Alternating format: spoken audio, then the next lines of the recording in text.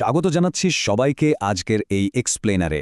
আজ আমরা এমন একটা বিষয় নিয়ে কথা বলতে যাচ্ছি যা আক্ষরিক অর্থেই গোটা বিশ্বের ঘুম কেড়ে নিয়েছে। গত 17 মে ওয়ার্ল্ড হেলথ অর্গানাইজেশন বা WHO হঠাৎ করেই একটি গ্লোবাল হেলথ এমার্জেন্সির ঘোষণা দেয়। আর এই বৈশ্বিক সতর্কতার কেন্দ্রে রয়েছে একটি অত্যন্ত বিপজ্জনক নতুন ভাইরাসের প্রাদুর্ভাব। চলুন সোর্স ম্যাটেরিয়াল ঘেঁটে পুরো ব্যাপারটা একটু গভীরে গিয়ে বোঝার চেষ্টা করি। শুরুতেই এই পরিসংখ্যানটা একটু খেয়াল করুন, 25 থেকে 40%। হ্যাঁ, ঠিকই শুনছেন। রিপোর্ট বলছে ইবোলার এই নতুন ভেরিয়েন্ট, যাকে বলা হচ্ছে বুন্দিবুগিও, তার গড় মৃত্যুর হার ঠিক এতটাই। আর সবচেয়ে ভয়ের ব্যাপার হলো, এখন পর্যন্ত এই ভেরিয়েন্টটি প্রতিরোধ করার মতো কোনো নির্দিষ্ট চিকিৎসা বা অনুমোদিত ভ্যাকসিন আমাদের কাছে নেই। পর্ব 1, ইবোলার নতুন মারাত্মক রূপ। পরিস্থিতি আসলে কতটা ভয়াবহ সেটা বুঝতে আমাদের কিছু নির্দিষ্ট তথ্যের দিকে তাকাতে হবে। ডেমোক্রেটিক রিপাবলিক অফ কঙ্গো বা ডিআরসিতে ইতোমধ্যেই 140 জনের বেশি মানুষ প্রাণ হারিয়েছেন, আর বিশ্বজুড়ে সন্দেহভাজন কেস ছাড়িয়েছে 600 ঘর। সবচেয়ে চিন্তার বিষয় হল, এই ভাইরাস এখন আর শুধু দুর্গম জঙ্গলে আটকে নেই, বরং আন্তর্জাতিক বিমানবন্দর থাকা ঘনবসতিপূর্ণ এলাকাগুলোতেও ছড়িয়ে পড়েছে। এমনকি 6 জন আমেরিকানও এতে সংক্রমিত হয়েছেন, যাদের একজনকে দ্রুত জার্মানিতে সরিয়ে নেওয়া হয়েছে। এর পরপরই সতর্কতা হিসেবে কঙ্গো, দক্ষিণ সুদান আর উগান্ডায় জারি করা হয়েছে কড়া মার্কিন ভ্রমণ নিষেধাজ্ঞা। দ্বিতীয় অংশ, সংক্রমণের ক্ষিপ্রগতি। এখন প্রশ্ন হল, ভাইরাসটা এত দ্রুত সীমানা পার হলো কিভাবে? টাইমলাইনটা দেখলে ব্যাপারটা একদম পরিষ্কার হয়ে যাবে। গত 24 এপ্রিল কঙ্গোর বুনিয়া শহরে 59 বছর বয়সী একজন স্বাস্থ্যকর্মীর শরীরে প্রথম সন্দেহভাজন কেসটি ধরা পড়ে।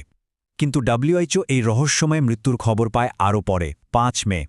তার মানে মাঝের এই 2টি সপ্তাহ ভাইরাসটি সম্পূর্ণ লোকচক্ষুর আড়ালে ছড়ানোর সুযোগ পেয়ে যায়। এরপর 14 মে রক্তের নমুনায় বুন্দিবুগিও ভ্যারিয়েন্টটি নিশ্চিত হয়, এবং মাত্র দুদিনের মাথায় 16 মে উগান্ডার ব্যস্ত রাজধানী কাম্পালায় সম্পূর্ণ সম্পর্কহীন 2টি নতুন কেস ধরা পড়ে। মানুষের শরীরে ঢোকার পর ঠিক কী করে এই ভাইরাস? এর বায়োলজিক্যাল প্রোগ্রেশন বা ধাপগুলো মূলত 4টি। প্রথমত, 2 থেকে 21 দিন পর্যন্ত এটি শরীরে ঘাপটি মেরে বসে থাকতে পারে। একে বলে ইনকিউবেশন পিরিয়ড। এই সময় বাইরে থেকে কোনো লক্ষণই বোঝা যায় না। এরপর শুরু হয় জ্বর, চরম ক্লান্তি আর পেশির ব্যথার মতো সাধারণ লক্ষণ, যা দেখে ডাক্তাররাও শুরুতে বিভ্রান্ত হয়ে যান। আসল ভয়াবহতা শুরু হয় 3য় ধাপে। তখন শরীরের ভেতরে এবং বাইরে অনিয়ন্ত্রিত রক্তপাত শুরু হয়, আর শেষমেশ অঙ্গ বিকল হয়ে রোগীর মর্মান্তিক মৃত্যু ঘটে। পর্ব 3, ইবোলা বনাম অন্যান্য ভাইরাস। এই ভাইরাসের আচরণ অন্য ভাইরাসের চেয়ে কতটা আলাদা সেটা বোঝা আমাদের জন্য খুব জরুরি। ধরুন, সাম্প্রতিক সময়ে আলোচিত হান্তা ভাইরাসের কথাই যদি ধরি। হান্তা ছড়ায় ইঁদুরের শুকনো মলমূত্র থেকে বাতাসে মিশে, কিন্তু ইবোলা ছড়ায় সরাসরি সংক্রামিত মানুষের শারীরিক তরলের সংস্পর্শে এলে। আর এ কারণেই ইবোলার স্প্রেড রেট বা আর ভ্যালু এত বেশি। হান্তা ভাইরাসের ক্ষেত্রে যেখানে সংক্রমণের হার মাত্র 0.1 থেকে 0.7, সেখানে ইবোলায় আক্রান্ত একজন ব্যক্তি খুব সহজেই তার চারপাশের পুরো একটা বড় সম্প্রদায়কে সংক্রামিত করার ক্ষমতা রাখেন। আর ঠিক এই উচ্চ সংক্রমণ হারের কারণেই সবচেয়ে বেশি ঝুঁকিতে পড়েন আমাদের ফ্রন্টলাইন স্বাস্থ্যকর্মীরা।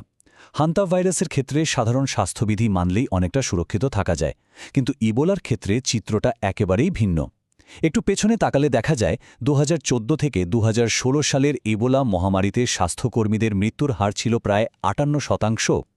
ব্যাপারটা সত্যিই গায়ে কাঁটা দেওয়ার মতো। Spill over event. Spill over হল ঠিক সেই মুহূর্ত যখন ভাইরাসটি তার প্রাকৃতিক বাহক, যেমন ফল খেকো বাদুড় থেকে প্রথমবার কোনো মানুষের শরীরে লাফিয়ে পড়ে।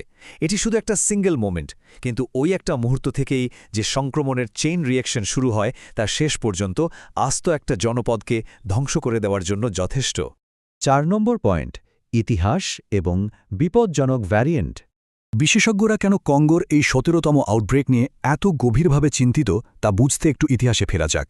1976 সালে কঙ্গোতে প্রথমবার জাইরে স্ট্রেনে মৃত্যুর হার ছিল 88%। এরপর 2007 সালে উগান্ডায় আসে এই বুন্দিবুগিও ভ্যারিয়েন্ট, যেখানে 131 জন আক্রান্ত হন। তবে সবচেয়ে বড় ধাক্কাটা আসে 2014 থেকে 2016 সালে পশ্চিম আফ্রিকায়। সেবার জাইরে মহামারীতে 28,000-এর বেশি মানুষ আক্রান্ত হন আর প্রাণ হারান 11,000-এরও বেশি মানুষ।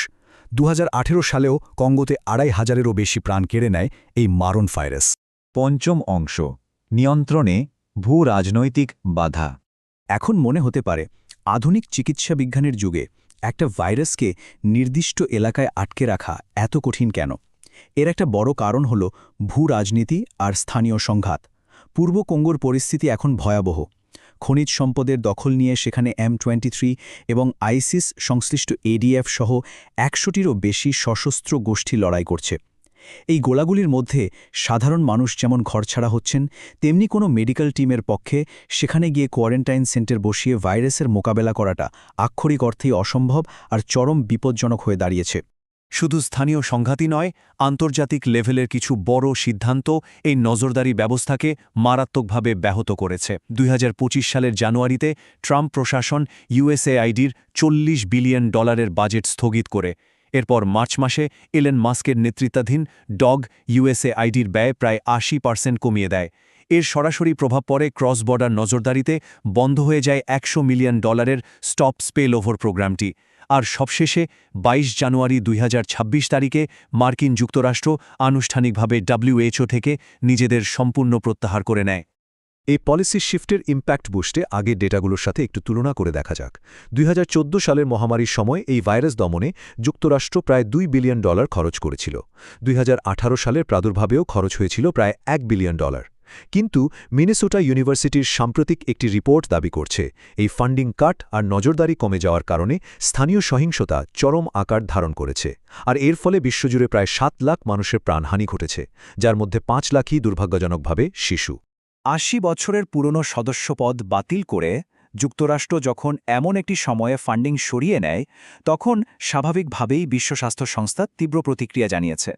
এই সিদ্ধান্তে উদ্বেগ প্রকাশ করে তারা স্পষ্টভাবেই বলেছে, এই সিদ্ধান্ত বিশ্বকে আরও কম সুরক্ষিত করে তুলবে। এসব ভূ রাজনৈতিক সংকট বা বৈশ্বিক মহামারী তো আর আমাদের হাতে নেই, তাই না? এই ধরনের অপ্রত্যাশিত বৈশ্বিক স্বাস্থ্য সংকটের সময় অন্তত পরিবারের জন্য হেলথ এবং টার্ম ইন্স্যুরেন্স নিশ্চিত করে যে কোনো মেডিকেল এমার্জেন্সির জন্য আর্থিকভাবে প্রস্তুত থাকাটা কিন্তু পুরোপুরি আমাদের নিজেদের হাতে। শেষ পর্ব, এটি কি মহামারীতে পরিণত হবে? এতক্ষণ যা যা জানলাম তাতে সবার মনেই হয়তো সবচেয়ে বড় প্রশ্নটা ঘুরপাক খাচ্ছে, এটা কি কোভিডের মতো আরেকটি গ্লোবাল প্যান্ডেমিক হতে যাচ্ছে? একটু স্বস্তির খবর হলো, ইবোলা আর কোভিডের ছড়ানোর ধরন সম্পূর্ণ আলাদা। কোভিড ছড়াতো বাতাসের মাধ্যমে, তাই বদ্ধ ঘরগুলো ছিল সবচেয়ে বিপজ্জনক। কিন্তু ইবোলা ছড়াতে সংক্রামিত ব্যক্তির শারীরিক তরলের সরাসরি সংস্পর্শ লাগে। তাই বিশেষজ্ঞরা মনে করছেন, ভাইরাসটি যদি হঠাৎ বড় কোনো মিউটেশন না ঘটায়, তাহলে বর্তমান অবস্থায় এর বিশ্বব্যাপী বায়ুবাহিত মহামারীতে রূপ নেওয়ার আশঙ্কা তুলনামূলকভাবে অনেকটাই কম। তবে সবশেষে একটা গভীর চিন্তার বিষয় রেখেই আজকের এই এক্সপ্লেনার শেষ করছি। একটু ভেবে দেখুন তো, আগের মহামারীগুলো থেকে আমরা আসলেই কি কোনো শিক্ষা নিয়েছি? বিশ্ব কি সত্যি পরবর্তী ভাইরাসের জন্য পুরোপুরি প্রস্তুত? ইতিহাস আমাদের বারবার শিখিয়েছে, কোনো ভাইরাসকেই কখনো অবমূল্যায়ন করা উচিত নয়, বিশেষ করে যখন এর কোনো নির্দিষ্ট চিকিৎসা আমাদের জানা নেই।